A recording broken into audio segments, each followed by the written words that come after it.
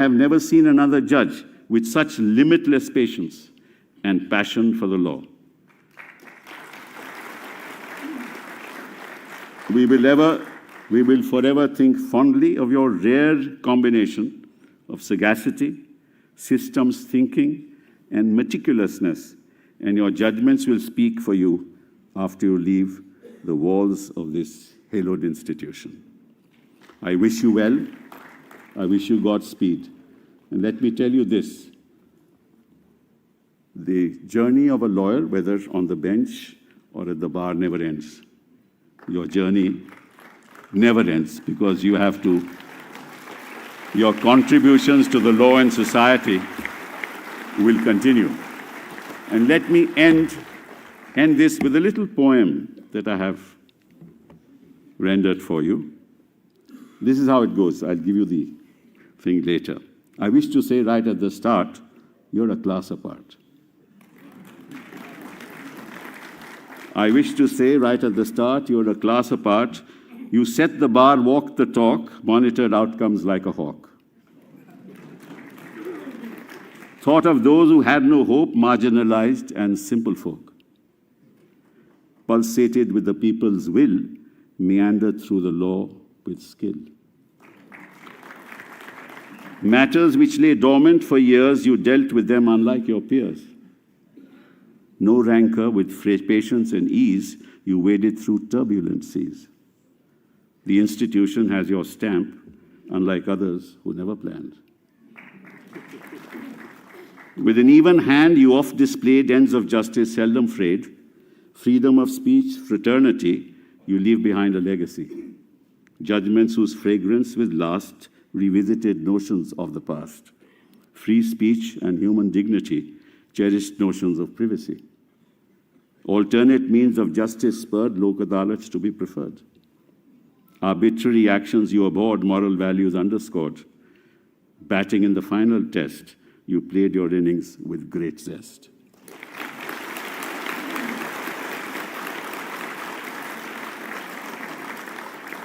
Leave behind fond memories, you were the constant, gentle breeze. Thank you very much.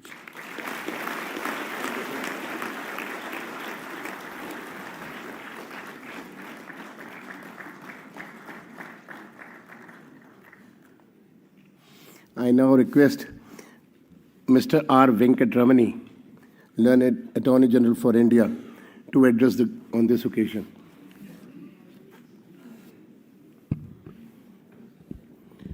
Sir, it will be later on after memento.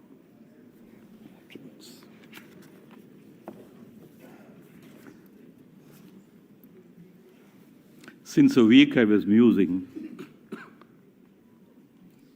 as the day of retirement of Chief Justice was coming closer. But I see the auditorium packed like this in the evening, as we saw the court packed in the afternoon. I was wondering whether it is a welcome speech or a farewell day. I think in one sense, as far as Chief Justice Chandrachud is concerned, it makes the same sense. But sir, I was musing as to what I can talk today evening, as my learned friend Mr. Kapil was talking about, not a mere formality, not a mere talk. It must come from our hearts, something beyond our mind, not mere intellectual things. Because after all, having moved and known the Chief Justice for a fairly long period in the bar, can I call him a one-time friend with whom we had a lot of memories? But a friendship lost once he went onto the bench, but a friendship gained in a different way when he came onto the bench. I was wondering, what do I say? And then each one of us, when you're called upon to speak on occasions like this, you'll find that we try to say many things about the qualities of a human being in different ways as we perceive them differently and we experience them differently. So it is, I thought, let me try to connect all my little reflections of Chief Justice Chandrachud as a 1, 2, 3, 4, 5 personality all put together. And but then again in the afternoon in the ceremonial court, I was thinking, and well, all these farewell speeches are very good. We have seen SEC reports, SCR report talking about farewell speeches for a long period. And but in essence, what do they convey? I mean, I think they try to convey to this that this institution composed of human beings and those who are called upon to enter an office of great dignity, relevance, value, and responsibilities. And each one of the honorable judges who come on to this court have done their great contribution in understanding this fundamental relevance of the institution. So, having made these little introductory remarks, let me try to read what I wrote, a small piece, but I suppose all of us would like to hear as much as possible. I should not eat into a time in the evening when Chief Justice Chandrachud would have other things, other greetings, other people waiting for him to greet and say, share their warmth, etc.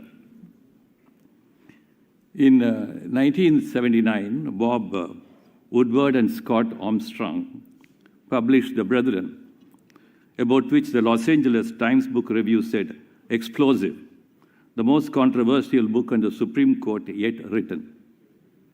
In the introduction to the book, they wrote this about the US Supreme Court. For those nearly 200 years, from 1718 and onwards, the court has made decisions in absolute secrecy, handing down the judgments in formal written opinions. Only these opinions, final and unreviewable, are published. No American institution has so completely controlled the way it is viewed by the public. The court's deliberative process, the internal debates, the tentative positions taken by the justices, the preliminary votes, the various drafts of written opinions, the negotiations, confrontations, and compromises is hidden from public view, I quote. The Supreme Court of India, I think, has ceased to be hidden from public view in more than one way post-emergency, and increasingly so as we mature in our democracy. The court has seamlessly become part of the political, social, economic, and cultural debates and deliberations. It's no longer a mere small sentinel on the qui-vive. To enter the office of a judge of the Supreme Court in the times when the role of the court as a social and a political institution has changed is a challenge by itself. No issue comes in and goes out of the court without bearing a distinct mark in some measure or the other as an index of the civilizational and justice ethos of the country. To a considerable extent, the high courts have become judicial siblings of the Supreme Court. As I said, therefore, our contemporary judges constitute a class apart, and all dispute resolutions today are deeply social. While I'm here today to pay my warm tributes to the Honorable Chief Justice, interlaced with memories of my long association with him in the late 80s, I'm indeed duty-bound to place my very sincere and deep appreciation of the unrewarded toil that all our judges of the Supreme Court are called upon to bear every day. Having said this, as I have very often talked about Simon Lee, that judging judges is a noble dream, and maybe it is not fair that we draw mere portraits of impressions. The only major yardstick by which we evaluate the work and contributions of a judge are the judgments. The varying degrees of warmth, the courtesy, grace, and the regard the judges extend to the bar will always remain personal with us. What will continue to remain as part of institutional history is the contribution of the learned judges in shaping democracy and rule of law. We also know that the Supreme Court is neither an oasis nor an isolated, unconnected, or an island unconnected to the rest of the judicial work in the country. The manifold ways through which and by which the Supreme Court has taken upon itself the task of organizing, arranging, planning, and executing the several wings of administration of justice and contributing its functioning and have added to the bulk of the work of the court. A willing Chief Justice and companion judges get engaged. Going back to the book The Brethren, it is observed that about Justice Stewart, who aspired to become a Chief Justice, and how you thought about it. I quote, "The Chief also had the additional course of administering the court and managing the building. In terms of pure lawyering, it was better to be an associate justice. All law, no nonsense. Did he want to be involved in all the tedious little decisions? To oversee committees and groups like the Judicial Conference, which was the board of directors, or the federal judiciary and the judges' lobby? No," he concluded. He did not want to be bothered. If he got a job of a chief, he would rarely see his family and even less time to relax. On a deeper level, there were big pluses on a superficial level. On a deeper level, there were not so many. Less law, more bureaucracy, unquote. So it is that we are looking at a Chief Justice who understood the role of both of a judge and that of a Chief Justice as including both law, good deal of law, and bureaucracy, good deal of it, but in a way that blended, that is relevant to the contemporary Indian needs.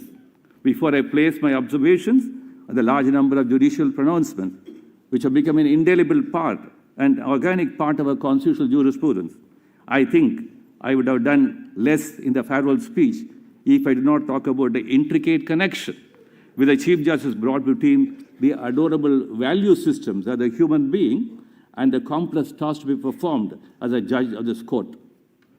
Let me look at some of the rare small things the Chief Justice did by humanizing matters relating to the court. For instance, the Supreme Court rules substituting the word Jamadar with supervisor, granting the necessary allowances of female law clerks who work from home, treating the experience of the judicial law clerks as periods spent in the profession for the purpose of the AOR examination, adding a little warmth to the environment of the court by enabling specially able persons to manage a restaurant, ensuring expansive creche facilities within the premises of the Supreme Court, and providing for the health care of the employees in the legal fraternity within the premises of the Supreme Court, and many such small acts of warmth, grace, and understanding will remain as part of the legal fraternity's diaries and in the memory of the staff of the court, for whom all these little measures meant hugely. And what to say of the Museum of the Court in its modern technology avatar, located in the previous judge's library space. Chief Justice Chandrachud leaves behind stories of very many happy and joyful minds and hearts, such as women officers in the armed forces, his deep empathy for the disabled sections, who always deserve more, and of course, the members of the higher judiciary, and all the senior designates who now constitute what I may call the rising middle class of the Supreme Court bar. There is always a room and space for equality expansion. All of us know that besides the testing times of COVID and the call of lockdown, etc., coupled with the technological revolutions happening all around the world, the need to convert the court into a modern institution where ease of work for all concerned as partners in effective justice delivery was irresistible. Chief Justice Chandrachud, ably aided by his colleagues in the court, has opened up a new chapter in the history of the Supreme Court by converting the court into a full-fledged technology court.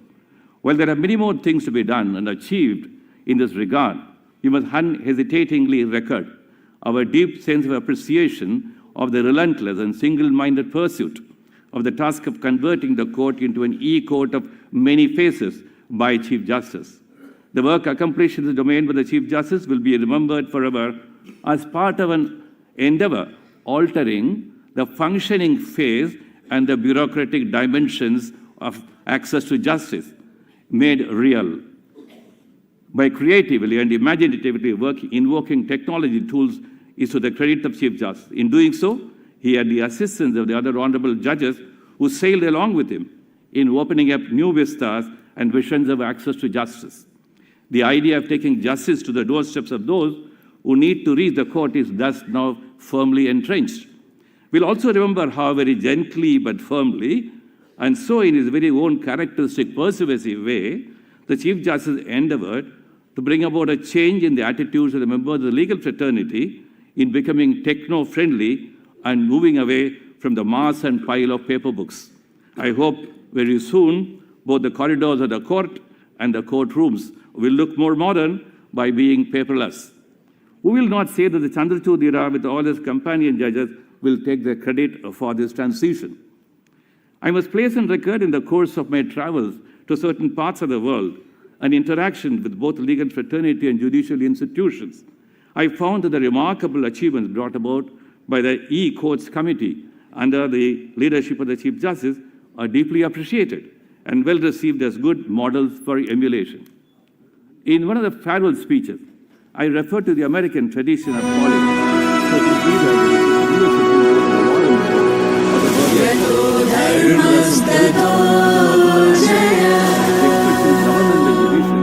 had become a popular way of debating U.S. Supreme Court. There is also some debate its resemblance house to on the failures of democracy. The essential functions of politics in democracy is to reconcile inconsistent interests and opinions. As the shifting of authority from the legislature to the courts, even subtly, imperils the capacity of the political process to facilitate compromises between groups of citizens and policy choices. The political process may be characterized by opacity or inadequacy, but even though its results may be intellectually impure, they have to be defended within constitutional limits. I think the Chief Justice comprehended it very clearly. Many of us have gathered perspectives and insights of great relevance towards enriching rule of law and balancing of powers by being engaged in the Chandrachud court. I digress in the above subject only to come back to making the observation that the series of judicial opinions rendered by the bench of Chief Justice, prominently known as the privacy judgment, including the recent judgments expounding cooperative federalism, which call for creative discerning of ideas immanent in the Constitution, makes one think about the next generation of the Supreme Court's engagement in strengthening and enhancing both fundamental rights and functional democracy. In this sense, perhaps, we have just passed through a D.Y. Chandrachud era. While I say this, I am not making any hagiographical statement. I am also alive to the fact that social media has turned into a relay race of decibel heights and sometimes hollow shells. There are classes of those who are cocksure about everything and believe in their infallible wisdom, and there are others whose tones are condescending. Being slow-witted, I do not belong to either of this class. I wish to be an objective student of the constitutional history of this institution, and only from this point of view that I look at the jurisprudential evolution that has happened in the past 1 decade, sharpened out and out into swifter motions in our swifter years after the COVID. The Chief Justice has thus become a cadet during this period and a remarkable cadet. All of us would like to admire the literary flourish of judgments. We have often heard discussions about the judgments of Justice Krishnaiyer and his remarkable use of language to artfully convey a new generation of ideas. Chief Justice Chandrachud too took to writing the judgment with an elan very special to him. It is indeed a pleasure to read his judgment with a new style of book writing brought into judgment writing. The innermost strivings of the human mind, and more particularly when called upon to bear and discharge responsible social tasks beyond a transient value or special and distinct to each and every one of us. The urge to do as much and achieve as much is nothing wrong when the Chief Justice desires to do so. I suppose all of us in positions of power, authority, and influence need to have these urges in order that our collective contributions to recollect Gandhiji's words, whenever you are in doubt or when the self becomes too small with too much with you, apply the following test. Recall the face of the poorest and the weakest man, woman whom you have seen, and ask yourself if the step you contemplate is going to be of any use to him or her. I conclude by saying that the Chief Justice kept this talisman in his mind in all his thoughts and deeds. Let us wish him a great and rewarding life ahead. Maybe I can request him to turn into a poet, or like Purandara Dasa's great script, new Sufi generation renderings. Others will wish him other ways. We are going to miss you, all embracing personality and the warmth that you spend.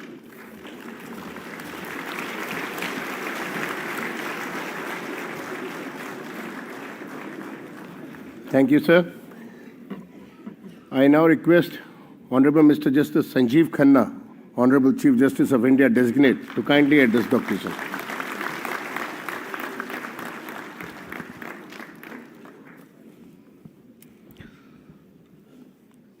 Dr. Justice D.Y. Chandrachud, the Chief Justice of India, my sister and brother judges, Mr. R. Venkataramani, Attorney General of India, Mr. Kapil Sibal, President, Supreme Court Bar Association, Ms. Rachna Srivastava, Vice President, Mr. Vikrant Yadav, Honorary Secretary, members of the Bar, ladies and gentlemen.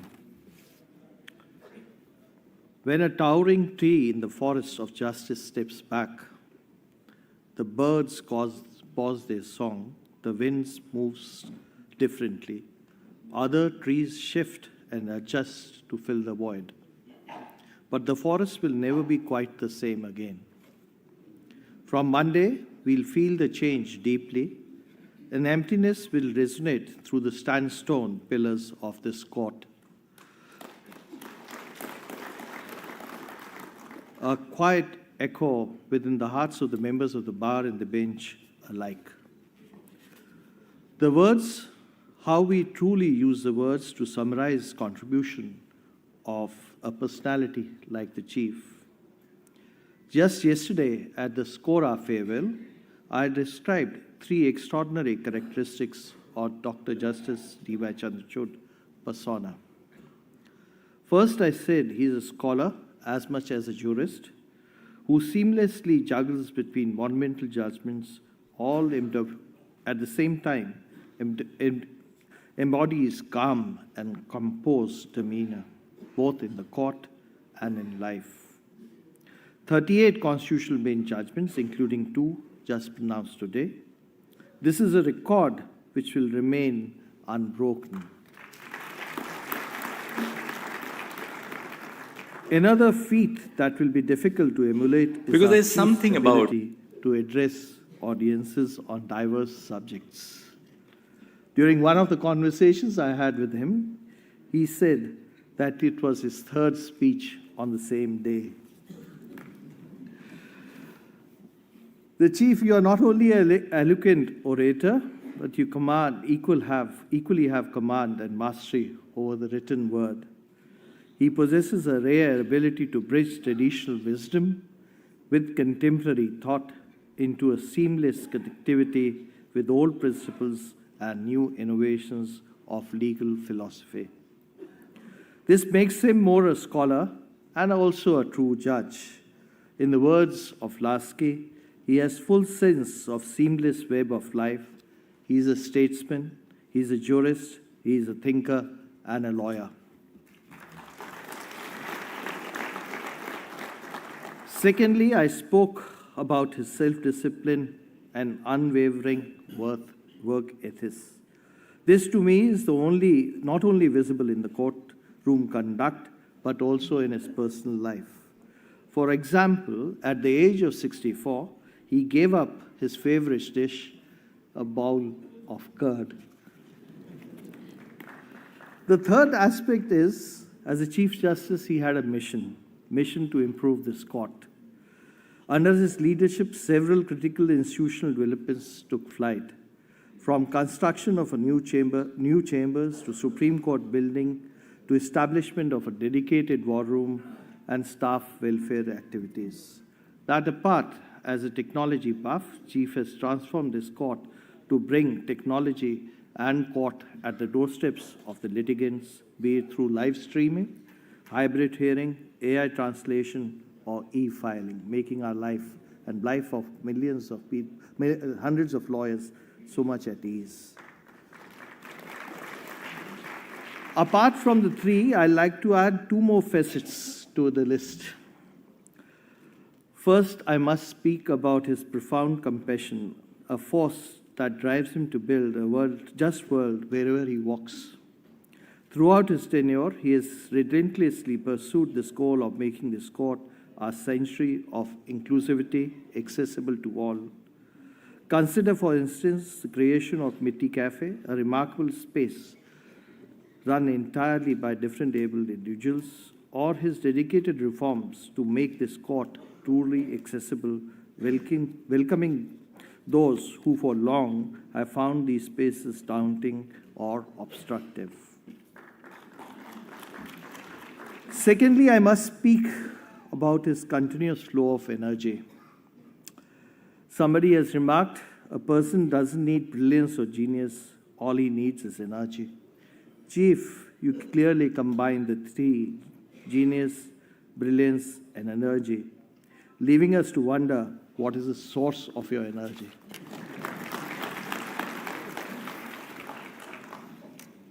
Turning to the personal note, I had never met the chief before I came to this court, or maybe I had met him but never spoken to him. It took us time, but then gradually we gelled with each other. We have discussed, dealt with several issues and problems, but never once did we leave the room feeling that there is a little disquiet or difference. We had our opinions, but nevertheless we found ways and means to deal with them. As the chief prepares to demit the office soon, there will be undoubtedly a vacuum, both in the institution and for someone who had worked and lived with such dedication.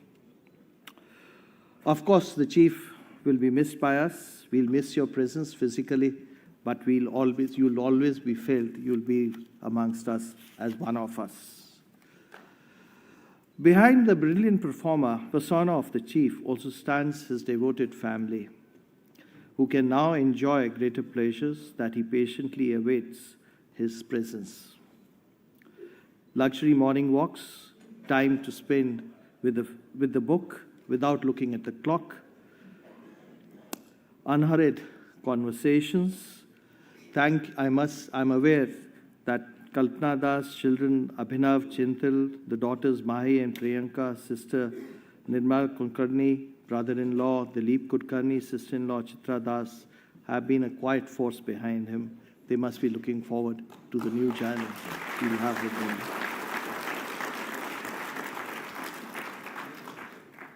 While Bob Dylan was one of your favorites, I like to borrow a line from Frank Sinatra's song, I Did It My Way. Chief, you truly did it your way.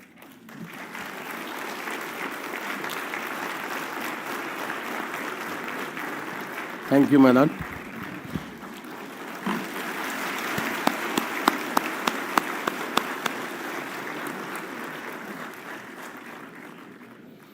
I humbly request young members of the bar to kindly switch off your mobiles, please. Now I request Honorable Dr. D.Y. Chandrachud, Honorable the Chief Justice of India, to kindly address the august gathering.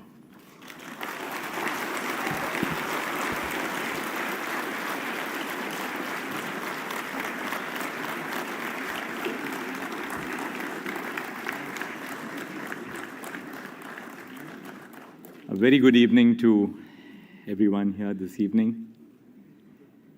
Honorable Chief Justice of India designate, my very dear brother and friend Justice Sanjeev Khanna,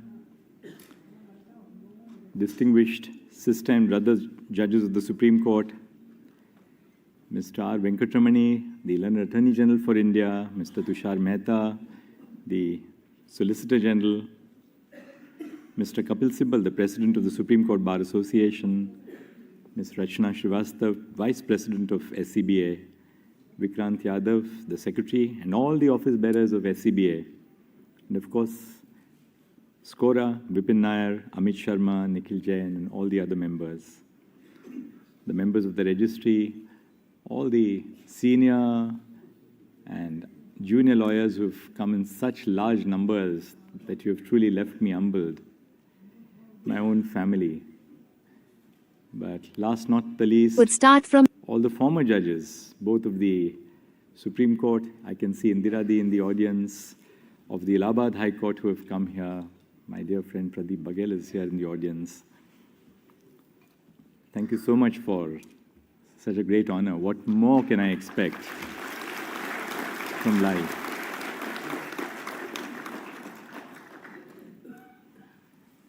I'll begin with a little story about flowers, because I was thinking that the second bouquet was for Brother Sanjeev, and when the second bouquet came for me, and then there were two bouquets for Brother Sanjeev as well. When I became Chief Justice of the Allahabad High Court, on an average, at every bar functions, there would be about 25 to 30 marigold garlands which were placed on your collar. And of course, when I went home, Kalpana would say that, these marigold flowers tend to damage your shirt, and then it's very difficult to get the color off. So I began by telling the president of the Bar Association, I said, ये आप फूल देने का कष्ट ना करें, कितना पैसा खर्च करते हैं आप? So he said, नहीं जी, ऐसा नहीं है, अब इतना प्यार है, सभी का प्यार है. Then I said, but कष्ट आप ना लें इतने फूल देने का. At which point of time he told me the eternal truth. And he said, ये फूल आपके लिए नहीं देते हैं चीफ साहब, ये हमारे लिए देते हैं. थोड़ा सा फोटो वोटो भी हो जाता है आपके साथ. बट सच में आज जो फूल मिले हैं मुझे, ये मैं दिल से मुझे पता चला कि ये फूल मेरे लिए थे.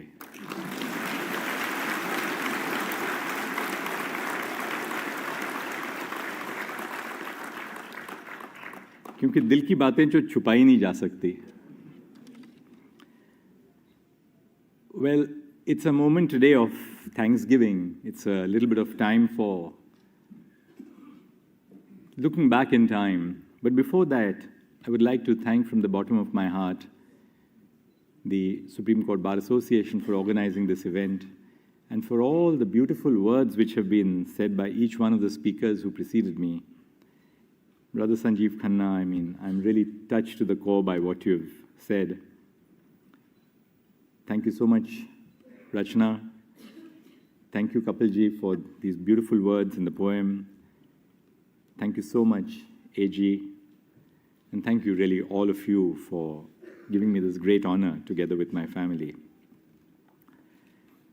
I don't want to be very long, but it's obviously a time when I must acknowledge those who have played a very critical role in my life, and who more, or who better, to begin with than my own mother. I was a sick child. I was prone to falling sick. My mother must have spent night after night keeping awake to ensure that I get well. And I still remember a little saying or a shloka, whatever you can call it, that she would say, which I was thinking of over the last few days. I must have heard her innumerable times saying, Aushadhi Janvi Toyam Vaidyo Narayano Hari, which meant that Aushad, medicine, is like the Ganges, and Vaidyo Narayano Hari, the doctor, is in the position of Narayan. I never knew what the meaning of that phrase was. I never did. All that I knew was that it was accompanied by the bitter medicine which went into my mouth. She told me when I was born, I was growing up, that I've named you Dhananjay, but the dhan in your Dhananjay is not material wealth. I want you to acquire knowledge. Like most Maharashtrian women, she was very powerful. Ours was a woman-dominated house. My mother dominated everything at home.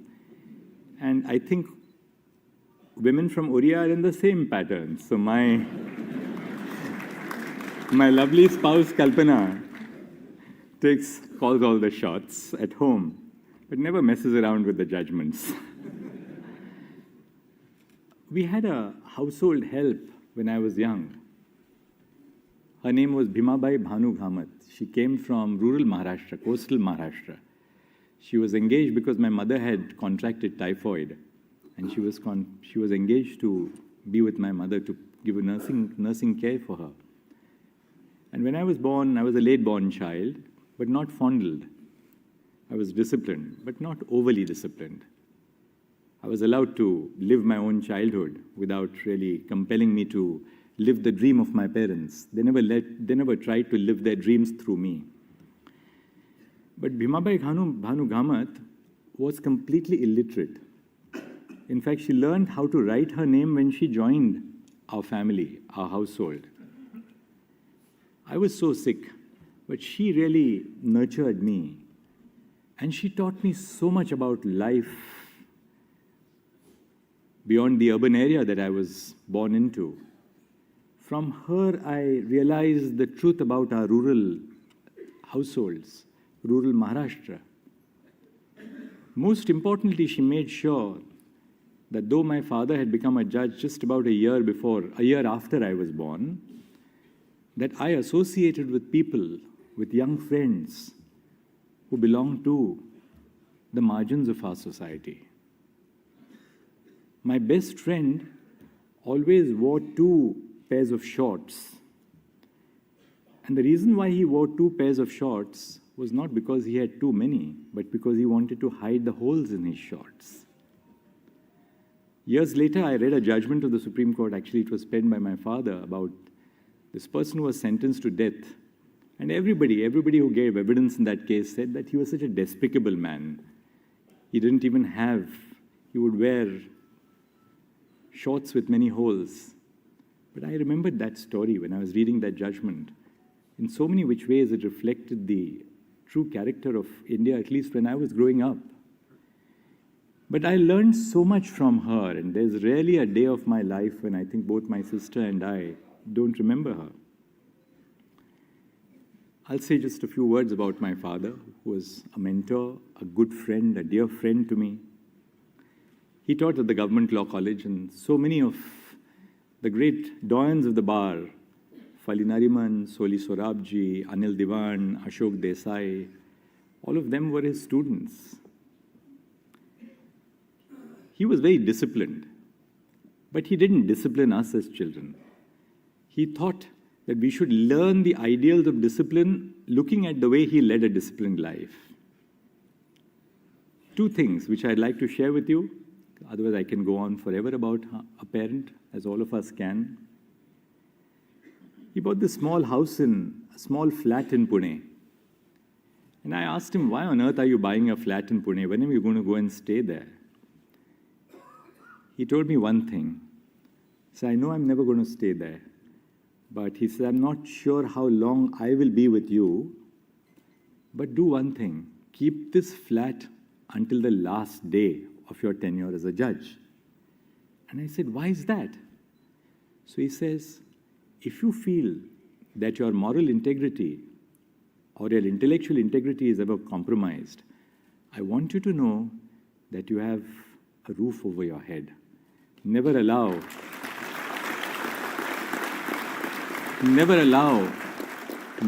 yourself to be compromised, either as a lawyer or as a judge, because you have no place of your own.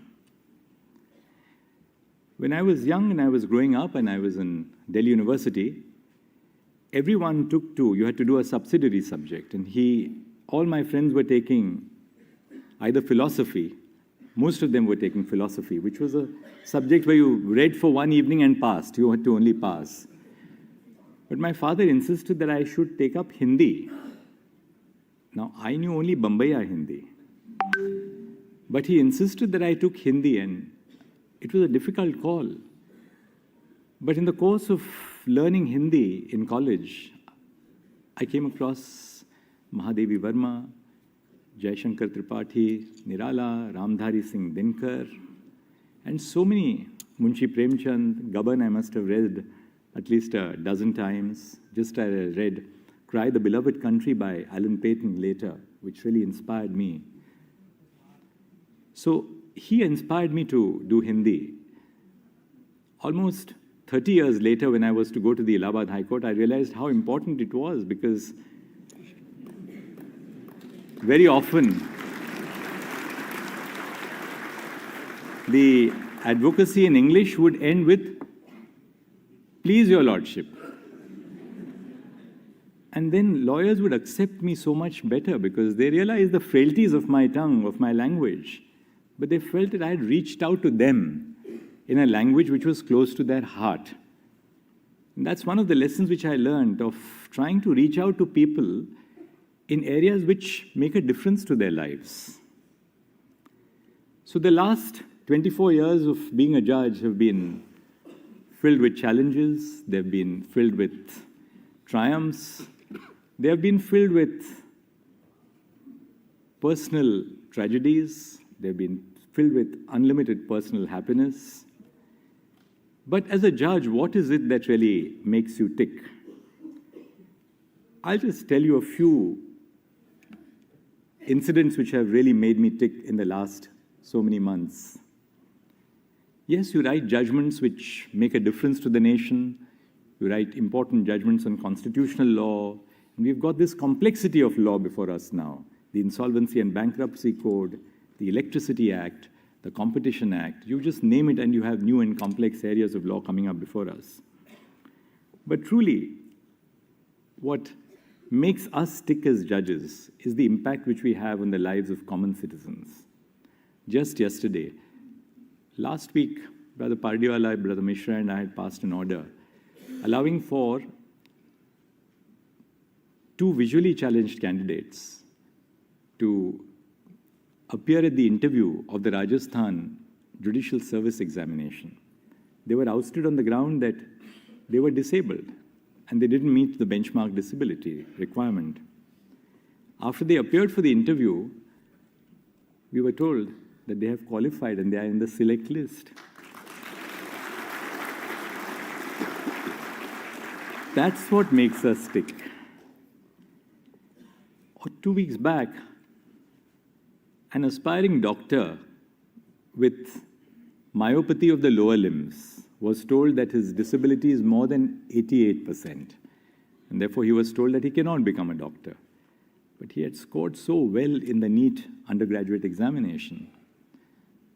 2 medical boards said that he is not worthy of becoming a doctor because his disability is very high, but his mind was brilliant.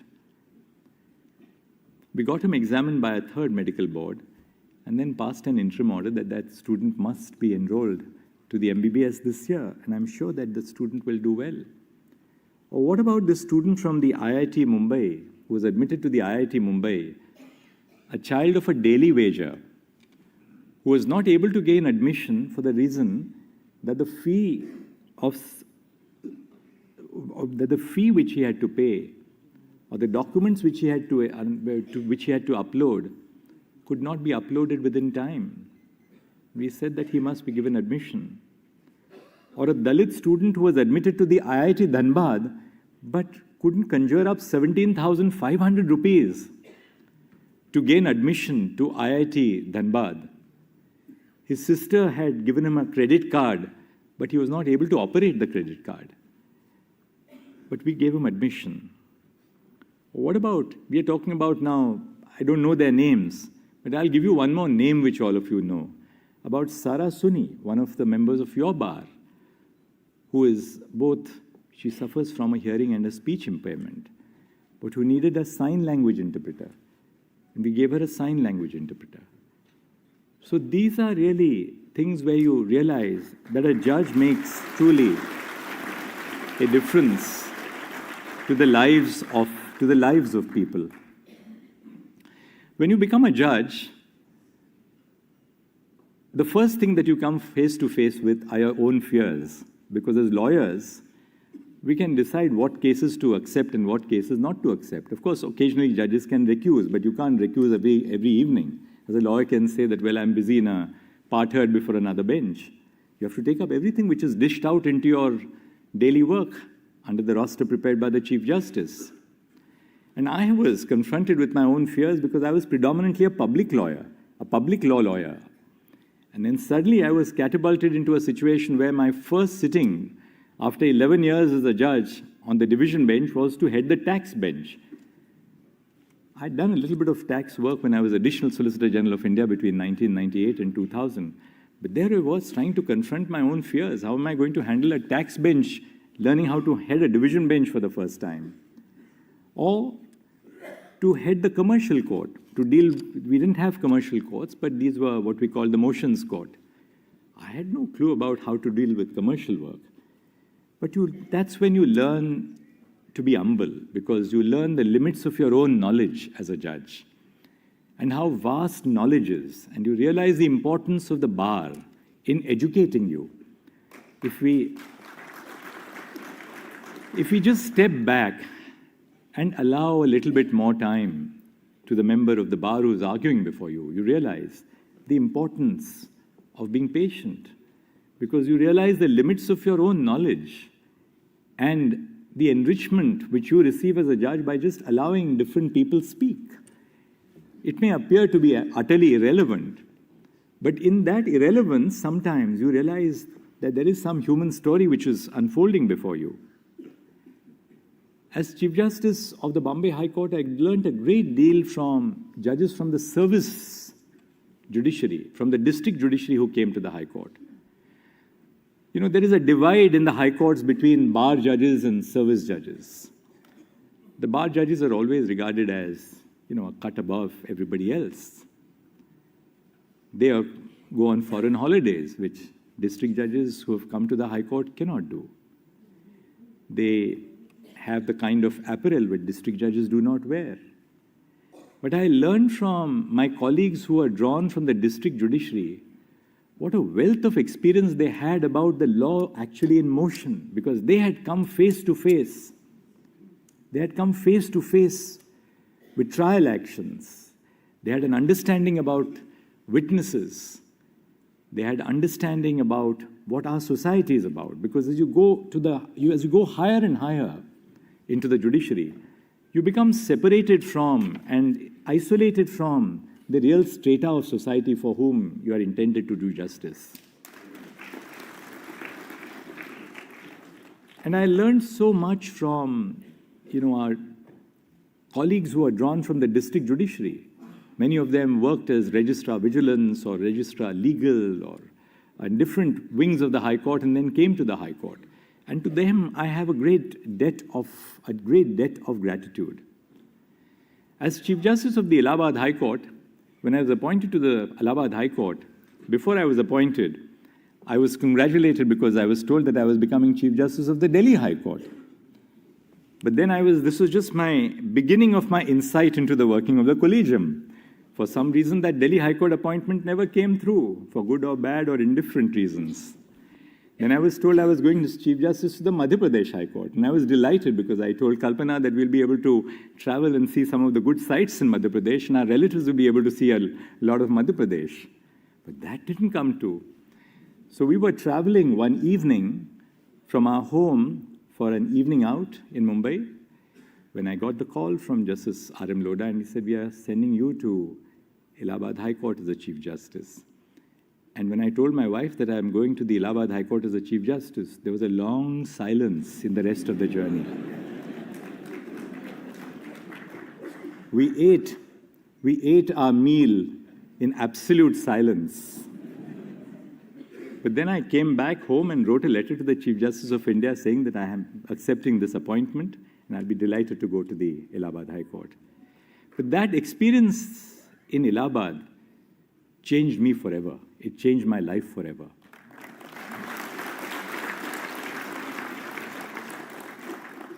Growing up in Mumbai, we were fond of going to nice restaurants. As judges, we were service members of clubs like the US Club. US is not United States, but the United Services Club, run by the Army, Navy, and Air Force.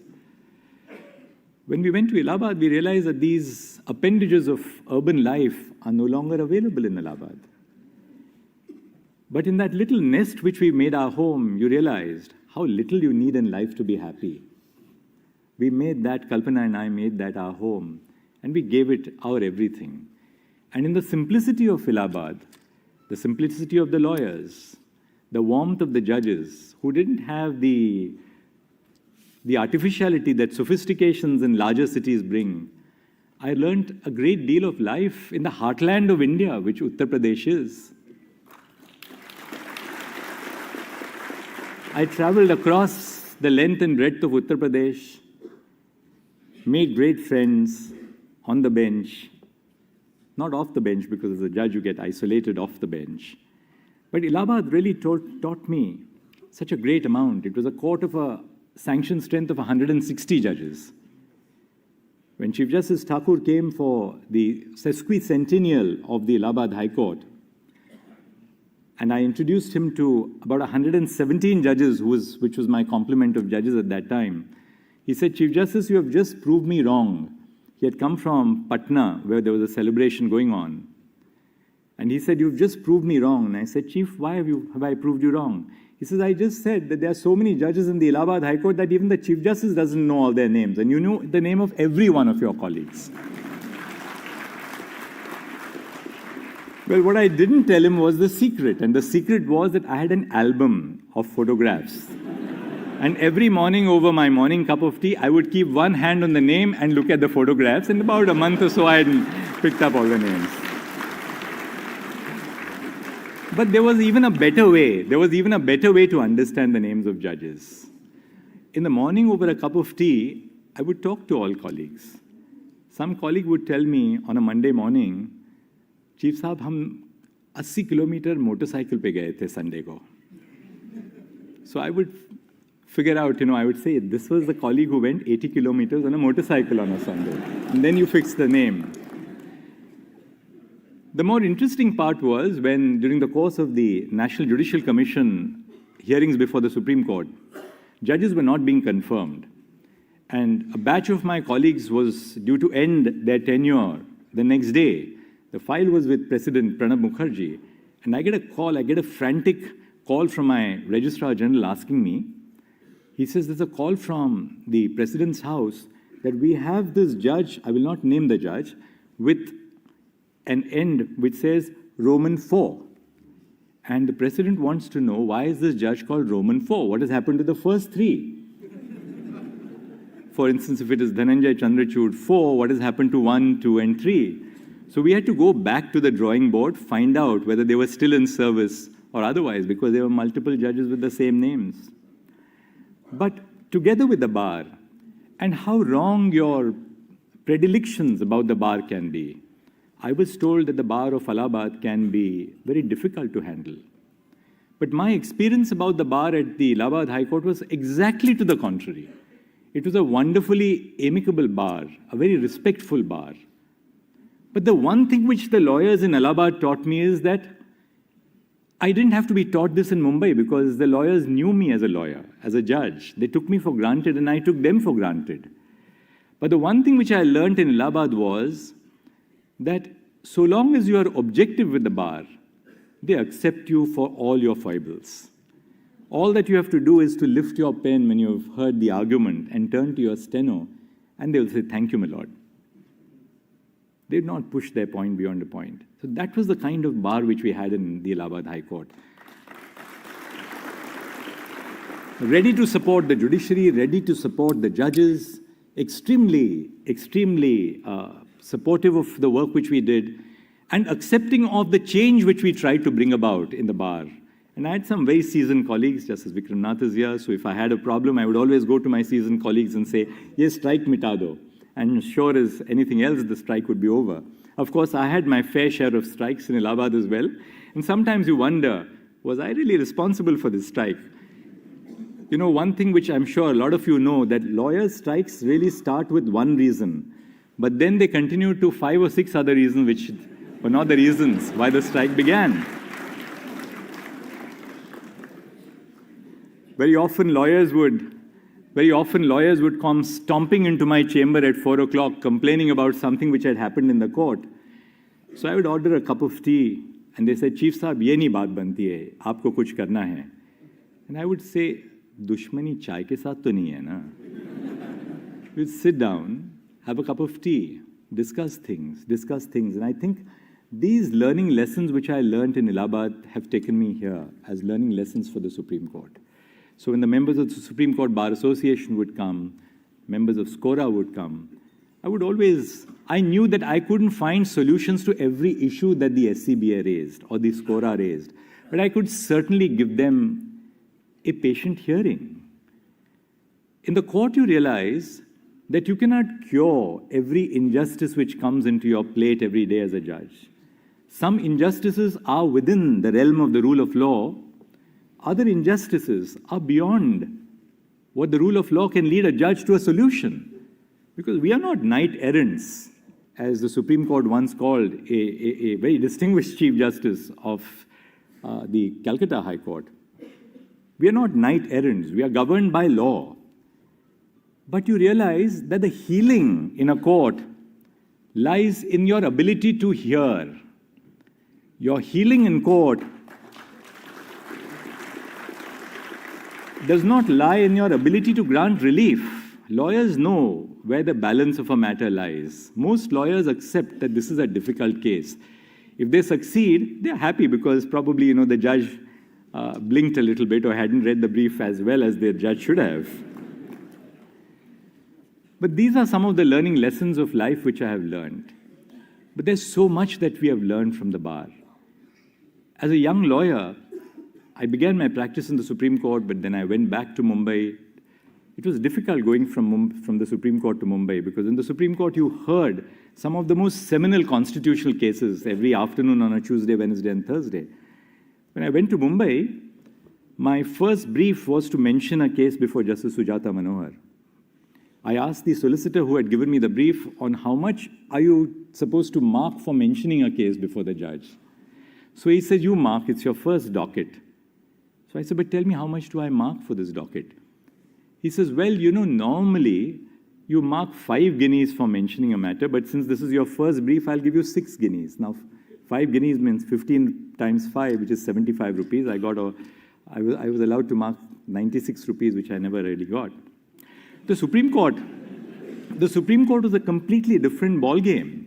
I remember sitting in the court in the afternoons, hearing brilliance, absolute brilliance, whether it was Fali Nariman, Soli Sorabji.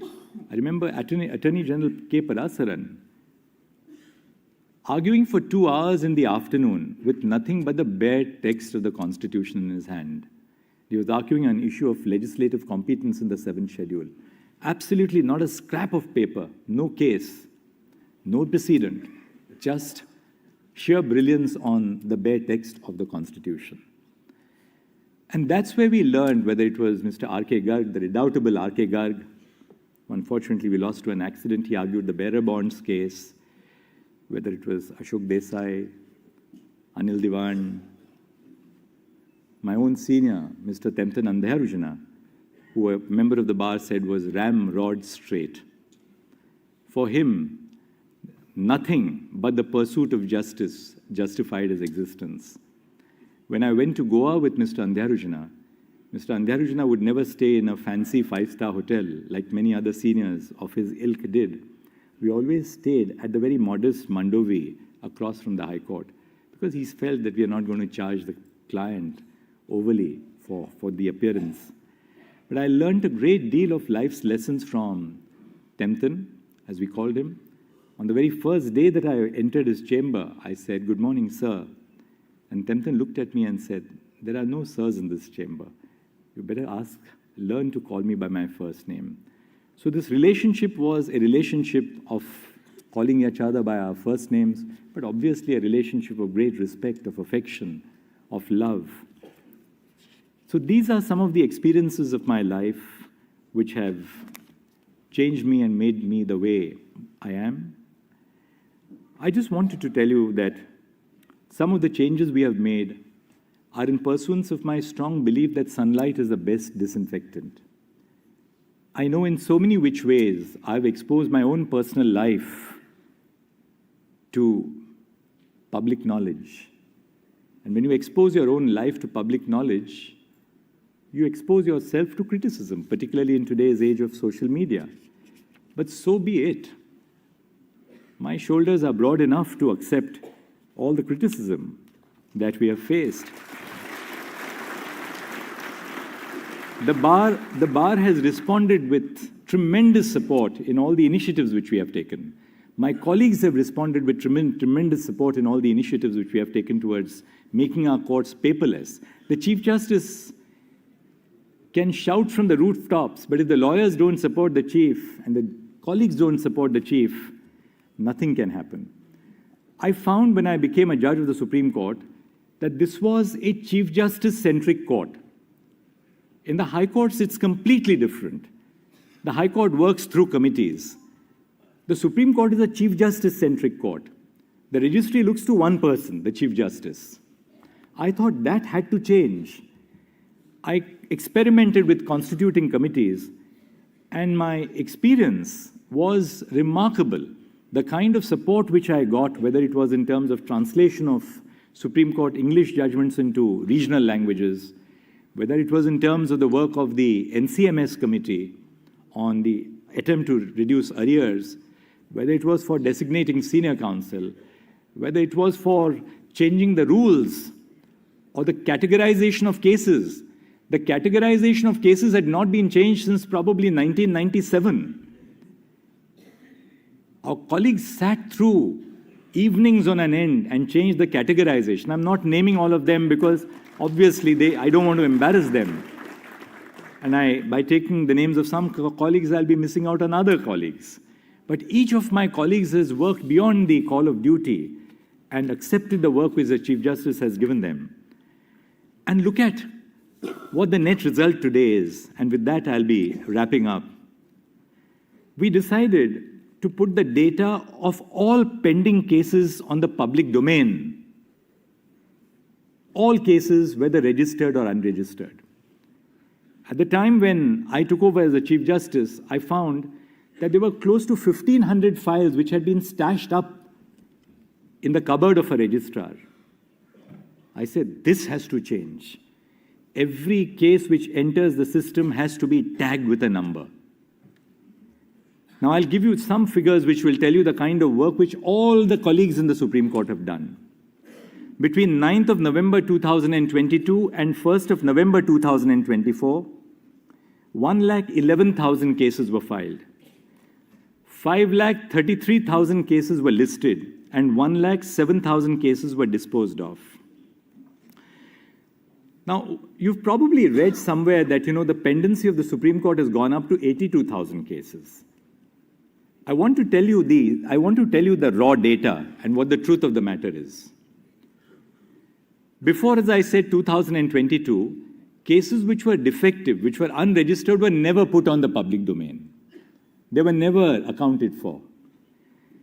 On 1st of January 2020, 79,500 cases were pending before the Supreme Court, including what we now call as the unregistered or the defective cases.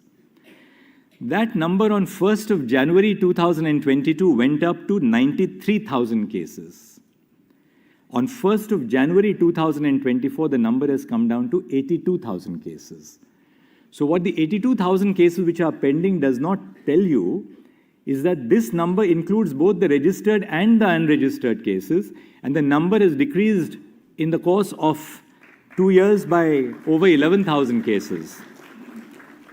But look at the kind of support which the bar has given us by the number of cases you have filed. That shows the sense of faith which you and the public have in us.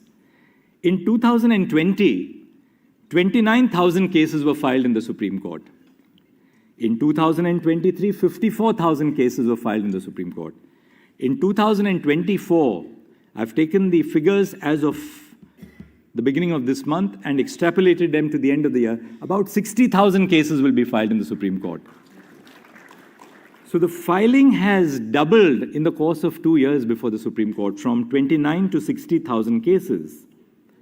My colleagues, 28,682 regular cases were pending in November 2022. Today, 22,000 regular cases are pending. Why? Because on Wednesdays and Thursdays, every bench of the Supreme Court has put their heads down and disposed of old cases, with your support as a bar. If you asked for adjournments, what would a judge do? But you argued those cases. 21,000 bail cases have been filed over this period of 2 years. 21,358 bail cases have been disposed of by my colleagues. Last but not the least, I owe an eternal debt of gratitude to my collegium for the way we have worked. To Brother Justice Sanjeev Khanna, to Brother Justice Bhushan Gavai, Brother Justice Suryakant, and Brother Justice Rishikesh Roy. We sat through the collegium, sometimes making tough choices, tough decisions. As Mr. Sibal said, you cannot always assure that a human decision is correct, but it at least must be reasoned, it must be spoken to, it must be a decision which is deliberated upon. We never had a difference of opinion. We never left a meeting with a sense of rancor. All meetings were conducted with a huge sense of humor, with a smile, and some snacks which were thrown in by me as well for good measure. But the important part is that we never lost sight of the fact that we are not here with personal agendas at work. We are here to subserve the interests of the institution. And in subserving the interests of the institution, it is that we have really, in that sense, been able to scale many, many heights. I won't give you all the data on the collegium. Last, may I only say this. I'm sure all of you are aware of the amount that I have received my share of trolling. I'm probably one of the most trolled individuals and judges across the system. I will only say with a shairi, and the shairi is, मुखालिफ से मेरी शख्सियत संवरती है, मुखालिफ से मेरी शख्सियत संवरती है, मैं दुश्मनों का बड़ा एहतिराम करता हूं.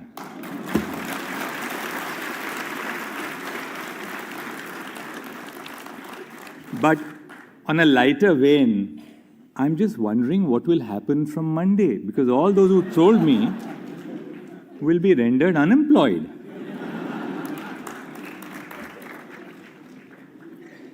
Last but not the least, that's the last but not the least, a word for the family. A word for my lovely children, Abhinav and Chintan. I keep on telling them that, look, I hardly get to see you. Why don't you come to Delhi? At least come here and argue your cases in the Supreme Court. I'll at least see you once in a month. And they said to me, Dad, we'll do that after. Why should we bring disrepute to your name and our name by coming here when you are a judge? I'm truly blessed. I'm truly blessed to have children who have that ethos. To our little Priyanka and Mahi, who have taught me that there's so much more to life than what we read in the dry pages of newspapers and our briefs, who really, in that sense, shone the light on what disability really means and how you can aspire to live a dignified life, and your sense of intuition is as important or better than the intuition of any individual. To my sister, Nima and Dilip, and my brother-in-law Dilip, who have come all the way from the US to be here, they're amazing people. They have helped me to stretch the boundaries of my own capabilities by pushing me to do much more than I could have possibly achieved. And not finally, but most importantly, my own spouse, Kalpana. She is a great friend. What can I say? A great friend, my bestest friend, a staunch supporter, a fierce protector, sometimes a critic, but I know always without a reason of bias against me in mind, but a staunch protector and great friend to me. She's a person with values. She thinks about issues and believes greatly in issues. Our little Priyanka and Mahi, in particular, Mahi was responsible for my turning vegan. Kalpana turned vegan, and then I turned vegan after her. It's a quest about leading a cruelty-free lifestyle. And Kalpana always reminds me that veganism is not just about being vegan in food, but about being vegan in lifestyle. There's so much that I learn every day from Kalpana. She has instead, in that sense, been a solid source of strength and support to me. When we got married in 2008, Kalpana had extracted one promise from me.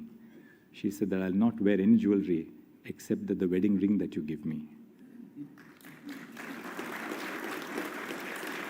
She is truly that kind of a woman of character, a woman of strength. Today, as I'm talking to you about all the memories that I've gained in the last 24 years as a judge, I suddenly feel 65 years of age today. I really felt 65 years old when my usher, Rajinder, came and touched my feet ऐसे अब तो बूढ़े हो गए हैं सच में. My brilliant staff in the court, my court master Sanjay, Gulshan, Chetan, Saroj, my brilliant staff at home, Chetan, Anju, Manish, people who would Afzal, my redoubtable stenographer from Allahabad, who would wait till 11 o'clock in the night telling me, I would tell him, please go home. And Afzal would say, sir, I'm just comparing what you have written with whether the judgments actually say that. That's the kind of staff that I have had. The registry of the Supreme Court has been a source of enormous strength. I got into the registry district judges who represent the diversity of India, whether it was a person from Jharkhand, somebody from Kerala, somebody from Tamil Nadu, Maharashtra, Madhya Pradesh, Himachal Pradesh, Punjab and Haryana, Assam, Orissa. You just name the state and we gave that registry a sense of diversity in terms of inclusion as well. And I've learned so much from my registrars in the Supreme Court. They have worked beyond the call of duty. As the famous quote goes, when our memories outweigh our dreams, we have grown old. I hope I continue dreaming about the smaller things in life from now. Every person who has had a leadership role in an institution tends to feel, after me what? The deluge. And how untrue it is. There's never a deluge. Institutions are resilient and they continue. But I leave the institution of the Supreme Court in the confidence and the steadfast confidence, after having worked with Brother Sanjeev for such a long time, that this court is in solid, stable, and erudite hands of a very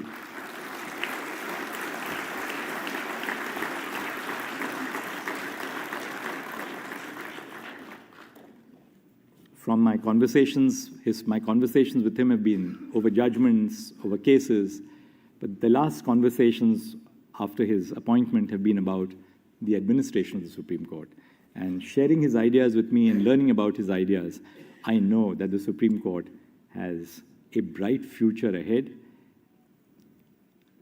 And for all my colleagues on the bench who have given me unstinted support and affection, thank you very much. I said in the court this afternoon that if I've hurt anybody, I can only say, Michhami Dukadam. Thank you.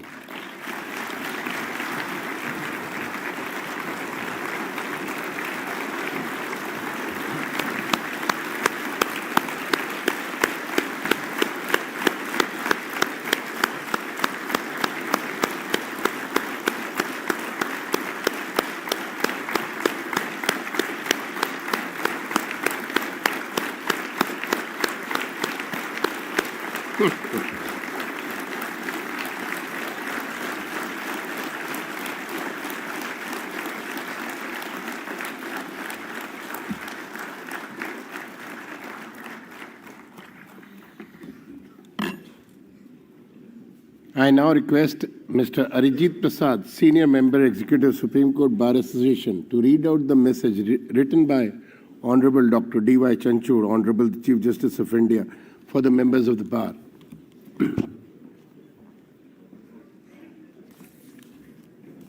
Namaskar, distinguished guests, friends and colleagues. It's my privilege and honor to read out the message of His Lordships, the Honorable the Chief Justice. I quote, "The institution of courts belongs to the litigants and the bar.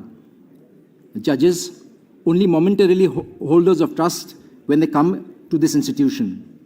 The bar is the conscience keeper of the court. The quality and success of the bar translates to the success of the courts as an institution. There are no words which measure up to the invaluable contribution that the bar has made in ensuring that the Supreme Court of India is the most powerful constitution court all over the world. May the majesty of the bar and consequently the court increase with successive generation of virtuous, hardworking, and dedicated members of the bar, unquote. I assure His Lordships, with his rich legacy and inspiration, the members of the bar would strive to uphold his expectations and uphold the majesty of the Constitution and the institution. Thank you. Thank you, sir.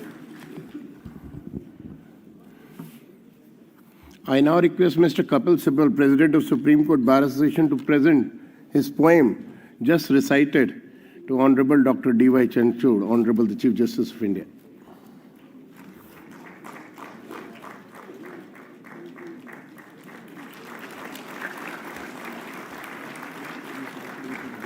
अभी करा रहा हूँ, अभी इसके बाद ही करा।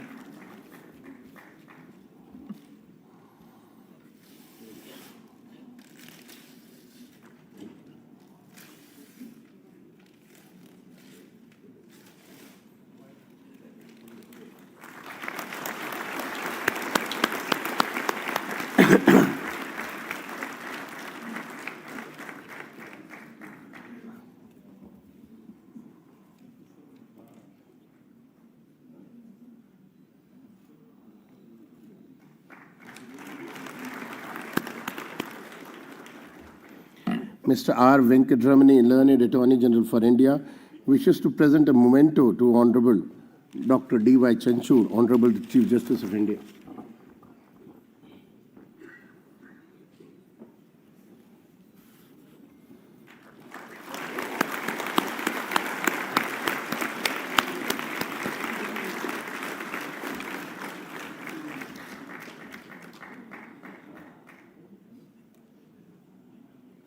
To present a memento on behalf of Supreme Court Bar Association to Honorable Dr. D.Y. Chandrachud, Honorable the Chief Justice of India, I request Mr. Kapil Sibal, Ms. Rachna Srivastav, Vice President, all other office bearers to kindly join on the dais to present that memento.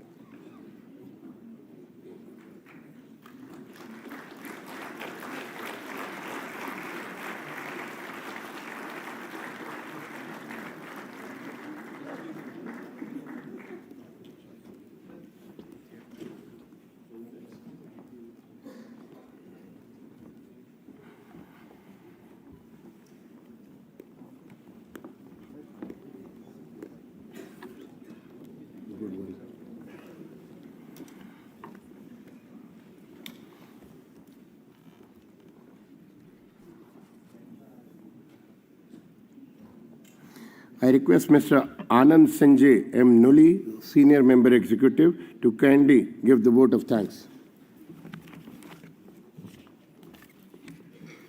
Thank you, Vikrant.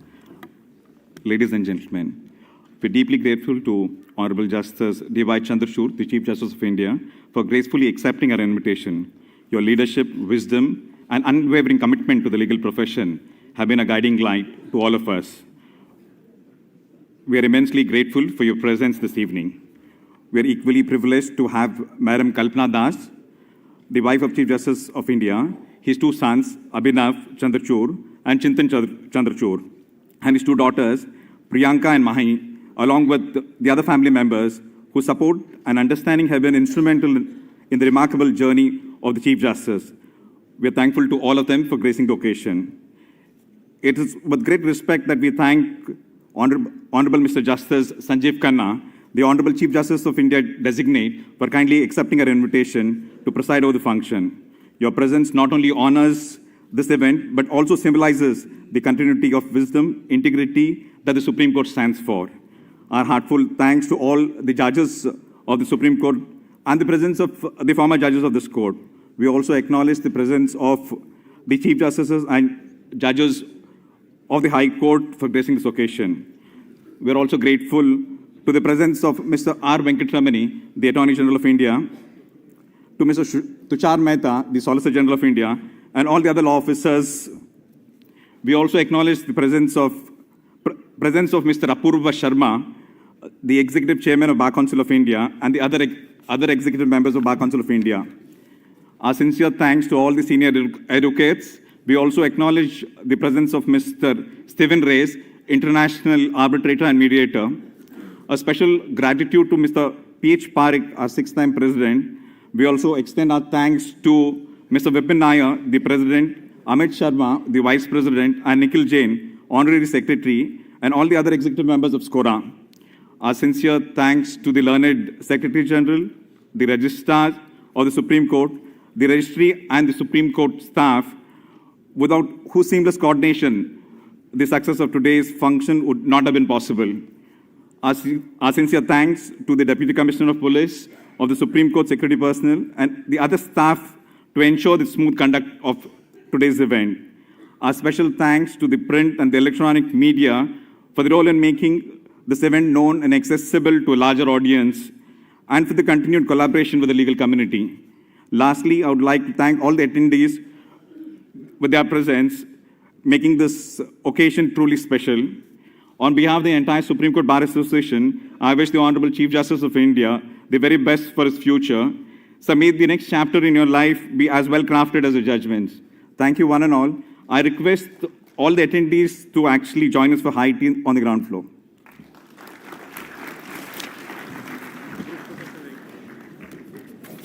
May I request for a group photograph, sir, with the executive members?